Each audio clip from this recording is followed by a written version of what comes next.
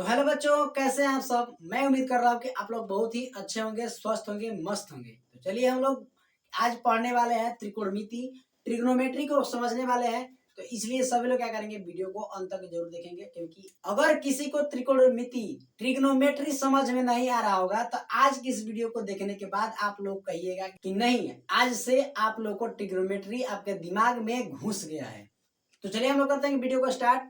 तो सबसे पहले तो बात आती है कि ट्रिग्नोमेट्री कहा किसे जाता है। तो ट्रिग्नोमेट्री कहा जाता है किसे कहा जाता है। तो मैं देखिए आप लोगों को बहुत ही अच्छे से समझाता हूँ। यहाँ पर ट्रिग्नोमेट्री में देखिए ट्री आया, ट्री का अर्थ हो गया तीन। यहाँ पर लिखा भी है थ्री, मतलब तीन।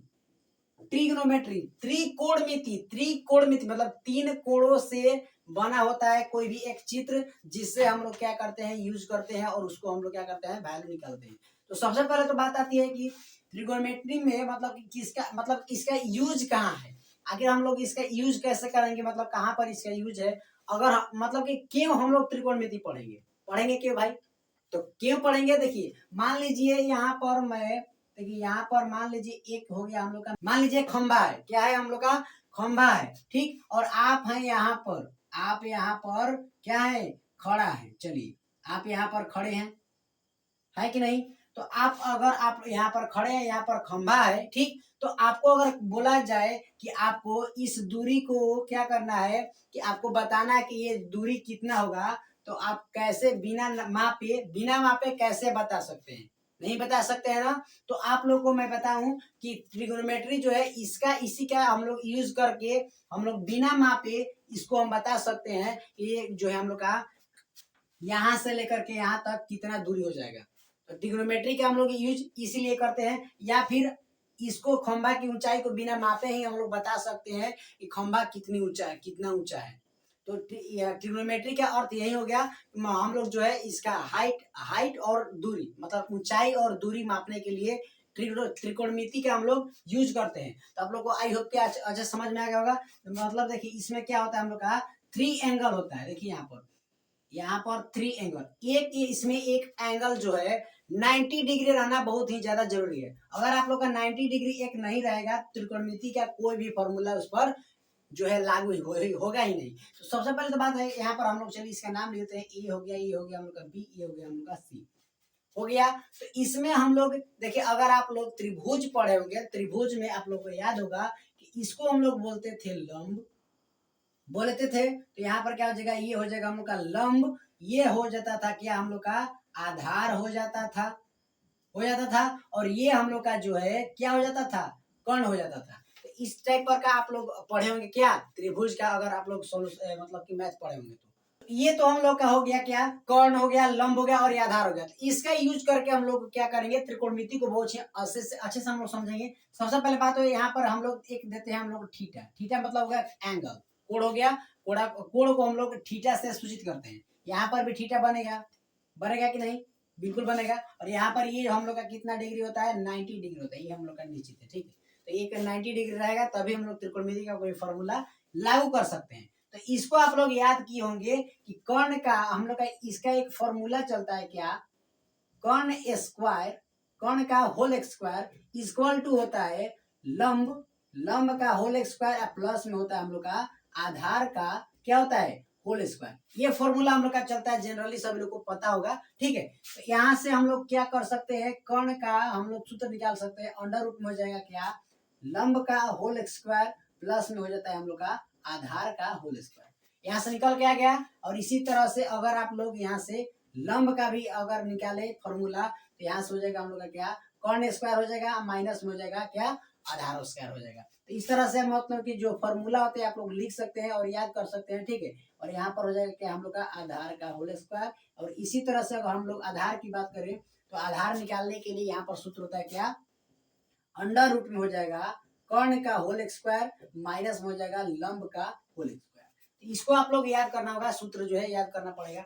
तो इससे देखिए हम लोग का त्रिकोणमिति का क्या हम लोग का लगाव है, इससे हम लोग त्रिकोणमिति को कैसे समझेंगे। तो सबसे पहले बात आती है कि जैसे कि त्रिकोणमिति में देखिए कौन क्या क्या होता है, त्रिकोणमिति में क्या कौन कौन सा मतलब त्रिकोणमितीय अनुपात होता है। एक होता है हम लोग का क्या, साइन होता है, साइन थीटा।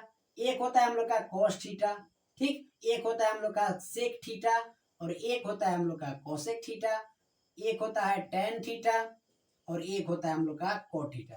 तो देखिए हम लोग का त्रिकोणमिति जो है इन्हीं केवल क्या कितना है 6 है, इन्हीं 6 पर हम लोग का पूरा त्रिकोणमिति खत्म होता है। मतलब पूरा त्रिकोणमिति जो है इन्हीं 6 sine cos sec cosec tan और कोट पर ही क्या है आधारित है, टिका हुआ है। तो सबसे पहले बात है कि हम लोग का ये साइन थीटा जो है, ठीक, तो साइन थीटा हो गया। तो इसका हम लोग फॉर्मूला एक होता है, आप लोग याद कर लीजिएगा। मैं यहाँ पर लिख दे रहा हूँ, सभी लोग समझते चलिएगा, क्योंकि देखिए हम लोग का ये जो है साइन थीटा का फॉर्मूला हो जाएगा कि यहाँ पर लंब बाटा में होता है कर्ण।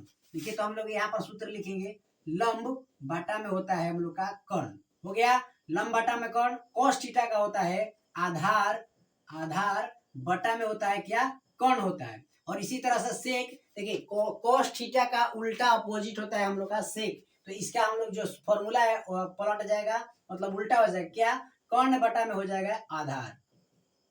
आई होप कि सभी लोग समझ में आ रहा है। देखिए बहुत पसीना हो रहा है आप लोगों के लिए, बहुत ही ज्यादा मेहनत कर रहे हैं, इसलिए सभी लोग वीडियो को लाइक जरूर कर देंगे, अपने दोस्तों के पास शेयर जरूर कीजिए। और इसी तरह से कोसेक जो होता है साइन का उल्टा होता है, तो हो जाएगा यहाँ पर कर्ण, कर्ण बटा में हो जाएगा क्या लंब हो जाएगा। समझ में आ रहा है। इसी तरह से टेन थीटा का सूत्र क्या हो जाएगा, टेन थीटा का सूत्र होता है हम लोग का लंब बटा में होता है आधार। क्या होता है लंब बटा में आधार। और इसी तरह से कोट थीटा जो है उल्टा होता है टेन थीटा का, तो हो जाएगा आधार बटा में लंब। तो इस फॉर्मूला को आप लोग याद कर लीजिएगा। देखिए अब आप लोग हम लोग समझेंगे कि किस तरह से मतलब कि हम लोग यूज करते हैं त्रिकोणमिति में, और त्रिकोणमिति को किस तरह से हम समझेंगे। तो सबसे पहले बात है यहाँ पर, देखिए मैं यहाँ पर लिख दे रहा हूँ। सबसे पहले देखिए त्रिकोणमितीय अनुपात में थीटा का मतलब हो गया क्या एंगल हो गया। जैसे कि मान लीजिए यहाँ पर सी एंगल है, सी एंगल है कि नहीं, यहाँ पर सी और यहाँ पर ए है।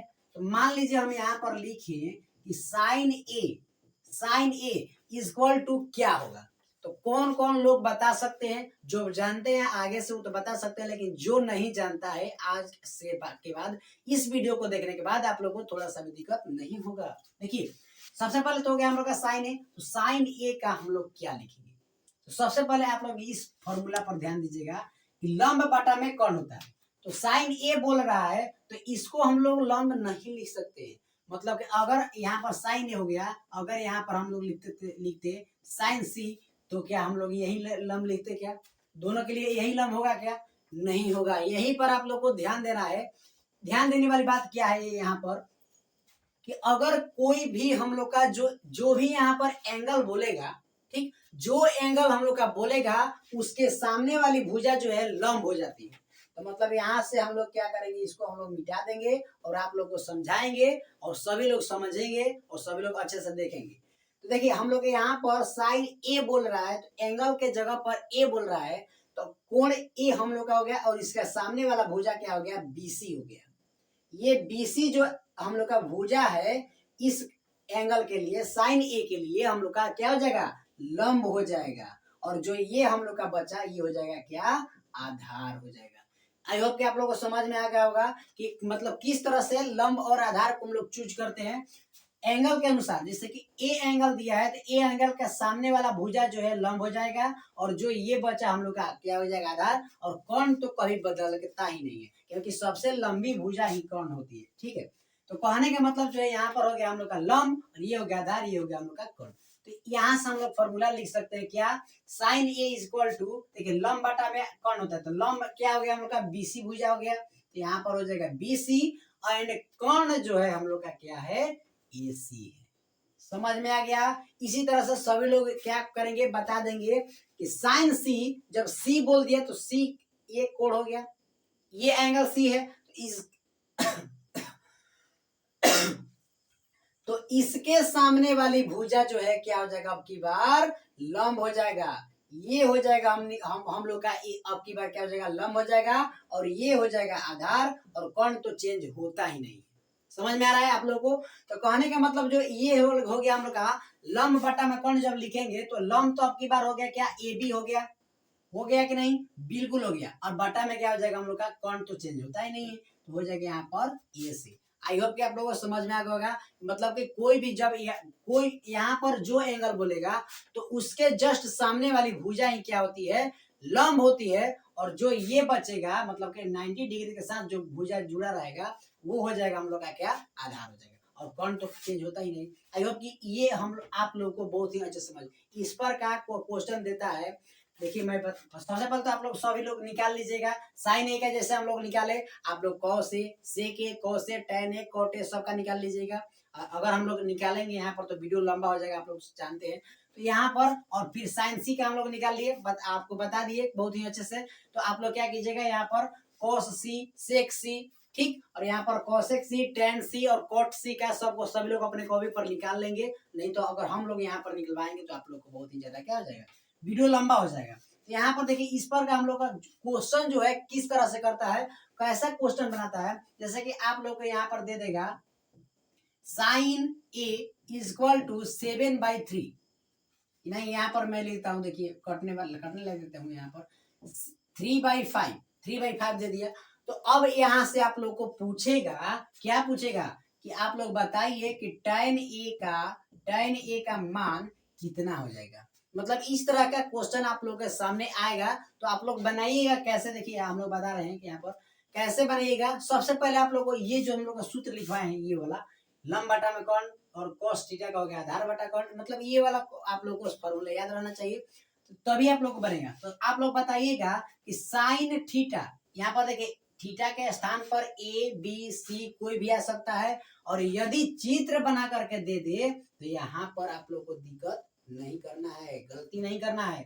अगर चित्र नहीं बनाए, केवल ऐसे क्वेश्चन हम लोग का करे, तो जब इस तरह से क्वेश्चन करेगा तो आप लोग को यहाँ पर एंगल से कोई भी मतलब नहीं है। जो एंगल यहाँ पर देगा तो यहाँ पर भी निकालने के लिए वही एंगल देगा ही। और यदि हम लोग का चित्र बना करके दे दिया इस तरह से अगर चित्र बना दिया, ठीक है, और यहाँ पर आप लोगों को दे दिया कि यहाँ पर जो हम लोग का साइन ए का वैल्यू दिया है, तो यहाँ पर दे दिया लंब और यहाँ पर कौन दे दिया और पूछ दिया यहाँ पर साइन सी। तो यदि अगर चित्र देगा तभी यहाँ पर एंगल चेंज कर सकता है। अगर हम लोग का चित्र नहीं देगा क्वेश्चन में तो यहाँ पर एंगल चेंज नहीं करेगा। समझ में आ रहा है आप लोग को। तो आप सबसे पहले तो यहाँ पर देखिए आप लोग कि साइन ए, तो साइन का फॉर्मूला में होता है लंब ऊपर होता है और कर्ण होता है हम लोग का बटा में। कर्ण क्या होता है हम लोग का बटा में होता है। तो ये हो जाएगा हम लोग का लंब और ये हो जाएगा हम लोग का क्या, कर्ण हो जाएगा। समझ में आ रहा है। तो अब आप लोग बताइएगा कि लंब का वैल्यू दे दिया कितना, 3 दे दिया, और कर्ण का वैल्यू दे दिया हम लोग का कितना, 5 दे दिया। तो अब बताइएगा कि यहाँ पर देखिए tan सी है, उससे मतलब नहीं कि tan का फॉर्मूला में क्या क्या होता है, लंब होता है और आधार होता है कि नहीं। तो आधार होता है तो भाई देखिए, तो यहाँ पर लंब और केवल कर्ण दिया हुआ है तो आधार निकालना पड़ेगा। तो देखिए यहाँ पर सूत्र से हम लोग निकालेंगे, ये भी सूत्र आप लोग को याद करना होगा तभी आप लोग को बनेगा। तो यहाँ पर आधार निकालेंगे तो आप लोग बताइएगा कर्ण कितना दिया है हम लोग को 5, तो 5 का हो जाएगा होल स्क्वायर, और यहाँ पर लंब कितना दिया है हम लोग का 3, तो 3 का होल स्क्वायर। अब यहाँ पर हो जाएगा हम लोग का 25 माइनस में 9, और यहाँ पर हो जाएगा कितना हो जाएगा 16, और यहाँ पर हो जाएगा कितना 4। मतलब कि हम लोग का आधार जो है यहाँ पर 4 आ गया। तो अब बात करते हैं यहाँ पर, आप लोग देखिएगा ध्यान से कि यहाँ पर क्या है हम लोग का एंगल, यहाँ पर ए था, तो ए के लिए हम लोग ये जो हम लोग का लंब था कि नहीं, लेकिन यहाँ पर tan सी आ गया है, तो सी एंगल के लिए इसके सामने वाला जो है हम लोग का लंब हो जाएगा। मतलब सी के लिए लंब हो जाएगा क्या 4, और आधार जो है कितना हो जाएगा 3 हो जाएगा। समझ में आ रहा है। तो यहाँ पर हम लोग लिखेंगे tan सी का वैल्यू कितना हो जाएगा हम लोग का 4/3 हो जाएगा। समझ में आ रहा है सभी लोग को। मतलब इस तरह से हम लोग वैल्यू निकालेंगे। अगर आप लोग को देखिए यहाँ पर अगर मान लीजिए, अगर हम लोग यहाँ पर तो आधार का जरूरत था इसलिए आधार निकाले, लेकिन अगर आप मान लीजिए आपका क्वेश्चन में इस तरह से दे दिया कोसेक ए का वैल्यू निकाले, तो आप लोग बताइएगा कोसेक के लिए हम लोग किस चीज का जरूरत है, कर्ण और आधार, कर्ण और लंब का जरूरत है। तो लंब और कर्ण दोनों दिया ही है, तो यहाँ पर हम लोग क्या करेंगे, लिख देंगे, हम लोग का वैल्यू डायरेक्ट निकालेंगे, क्योंकि अगर किसी भी चीज की जरूरत हो तभी उसका हम लोग वैल्यू निकालेंगे। तो यहाँ पर तो लंब और कर्ण दिया ही है, तो यहाँ पर फॉर्मूला क्या होता है, कर्ण बटा में लंब होता है। तो यहाँ पर कर्ण दिया है हम लोग का 5, और यहाँ पर हो जाएगा बटा में 3।